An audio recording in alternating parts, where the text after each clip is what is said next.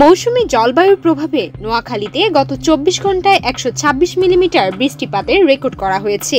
এতে জেলার বিভিন্ন সড়ক ও অলিগলি পানিতে তলিয়ে গেছে। জেলা শহর, মাইজদির প্রেস ক্লাব সড়ক, টাউন হল মোড়, ডিসি সড়ক, মহিলা কলেজ সড়ক সহ গুরুত্বপূর্ণ এলাকাগুলোতে জলাবদ্ধতার সৃষ্টি হয়েছে।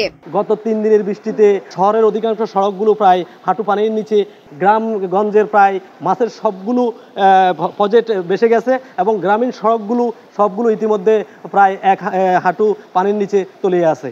এই গত স্মরণকালের বন্যার আমাদের দেখার পরেও আমাদের প্রশাসন যদি গত ১ বছর যদি ব্যবস্থা নিত, অবৈধ খাল দখল তো আছেই, খালের যে এইভাবে পানি যাওয়ার প্রয়োজন সেখানে অবৈধ দখলের কারণে এবং পরিচ্ছন্নতার অভাবে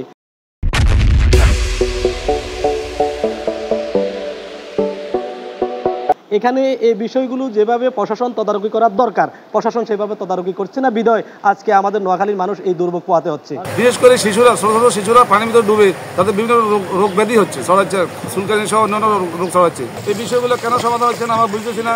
আজ জনগণ চায়, এলাকার লোকজন চায় যে সমস্যার দ্রুত সমাধান এবং মানুষের যে কষ্ট, সেই কষ্টকে প্রশাসন আমলে নিয়ে আমরা দাবি করি যে অতি দ্রুত এই সমস্যার সমাধান হওয়ার জন্য এবং এখানে যে প্রতিবন্ধকগুলো আছে যেগুলো প্রশাসনের নজরে আমরা দিয়েছি এগুলো সমাধান হলেই এই সমস্যার সমাধান অস্থির হয়ে যাবে। জেলা আবহাওয়া অফিসের ভারপ্রাপ্ত কর্মকর্তা মোহাম্মদ শরীফুল ইসলাম জানান, ভারী বৃষ্টি অব্যাহত থাকতে পারে। নদী বন্দরে ১ নম্বর ও সমুদ্র বন্দরে ৩ নম্বর সতর্ক সংকেত দেখাতে বলা হয়েছে।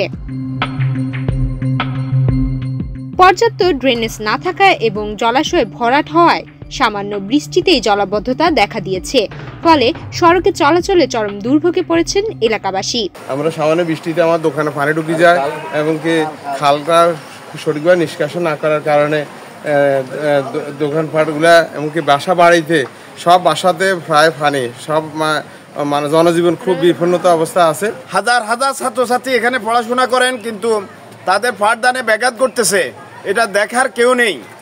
বিগত সরকার ১৫-১৬ বছর যাবৎ কোনো ধরনের ব্যবস্থা নেন নাই।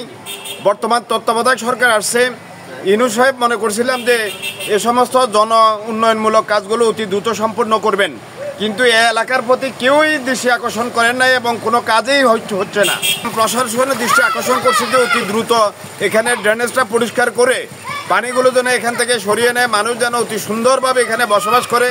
অনেক পানি উঠে গেছে, আমরা স্কুলে ঠিক করে আসতে পারতেছি না, আর গাড়িও চলতেছে না যে আমরা স্কুলে আসবো।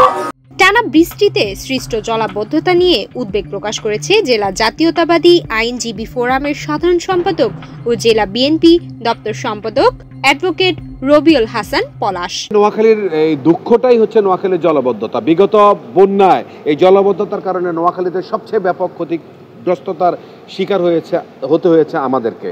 এটা আপনারা দেশব্যাপী জানেন। এবারও যখন প্রবল বৃষ্টি শুরু হলো, আমরা দেখতে পাচ্ছি যে 2 দিনের বৃষ্টিতে সমস্ত শহর ডুবে যাচ্ছে, স্কুল কলেজ বন্ধ হয়ে যাচ্ছে, বিচারপ্রার্থীর জনগণ আদালতে আসতে পারছে না। এই যে একটা পরিস্থিতি, এই পরিস্থিতিটা হচ্ছে কি জানেন, সেটা হচ্ছে যে বিগত 17 বছর এখানে ড্রেনেজ ব্যবস্থার কোনো উন্নতি হয় নাই, খাল খনন হয় নাই, পানি নিঃসরণের কোনো ব্যবস্থা গ্রহণ করা হয় নাই। এগুলির নামে একটা লুটপাট জারি থাকার কারণে আজকে এই ব্যবস্থার কোনো পরিবর্তন আমরা করতে পারছি না। জলাবদ্ধতা নিরসনে দ্রুত পদক্ষেপ নেওয়ার অনুরোধ এলাকাবাসীর।